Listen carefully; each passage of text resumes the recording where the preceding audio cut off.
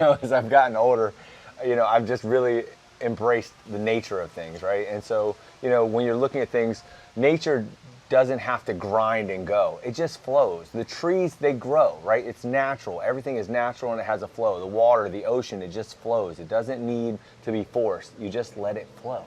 Yeah, and I think you have really taught me this because I've always naturally just been a grinder. Like, let's get it done, let's make it happen, let's go, let's grind, let's hustle. And I've always been like hustle, hustle, grind, grind.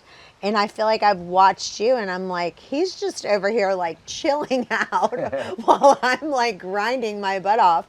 I've watched you actually really do a good job of this. Like, you definitely can get in your Zen flow mode.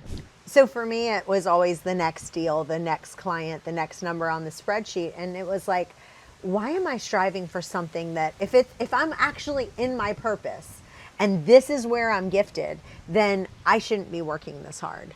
That's the funny thing is purpose doesn't come from pressure. It comes from presence. When you can get aware of where you are and get that quiet time with God, that is ultimately the time in which you're going to find your purpose and relieve that pressure. And you think about like when a tree grows, it actually grows two ways. So it grows down, right? It's got to build roots going down.